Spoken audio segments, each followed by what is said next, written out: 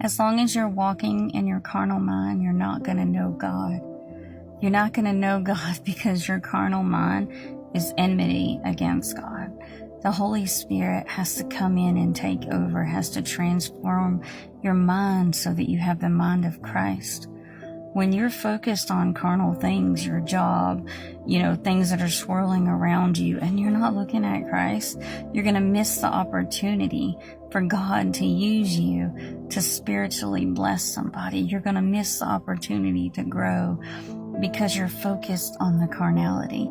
You're going to have to shift your mind from what's going on to the one who's controlling everything that's all around you. The only way you can do that is to stop when you see yourself getting emotional, when you see yourself getting in your carnality. Stop and say, God, what is it you want me to learn here? What is it you are trying to show me? What good can I do in this situation? We don't have misfortune. We don't have bad things that are happening to us that are just god-awful and horrible. We have opportunities to overcome. What if you had decided before you ever came to the earth, in the mind of God, you had decided I would suffer certain things?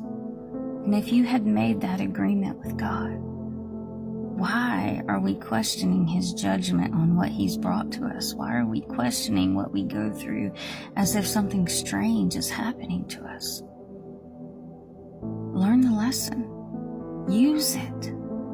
Focus on Christ. Focus on what you can learn, how you can be more enlightened, how you can be more spiritual, how you can be more like Christ.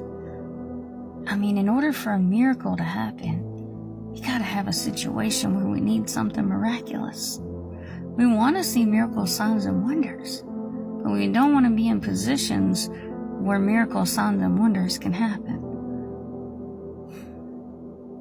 I wish we knew how we look sometime. I asked a friend of mine, I think it was last week, I said, are you afraid of the devil?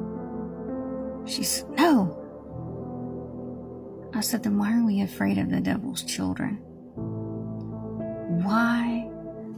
Who's greater, the devil or his children? Why are we focusing on certain things and not realizing what we're doing? We're so intent on helping other people and being used by God. But the reality is, the more we become like God, the more He can use us. The more like Him we become, the more we can be used.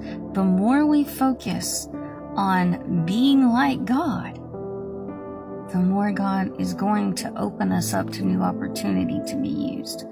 And that means you may have to go through some crap. I can't count how many times that I've had people literally attack me because God wanted to show His mercy. He wanted to show that you can be in control of your emotions. He wanted to show them the way to overcome their insecurity and the things that they're going through. And the only way He could do that was to have an example right in front of them. God knows how to work things in such a wise and wonderful way that if we will trust Him, He wants to use you. But you've got to be a yielded vessel.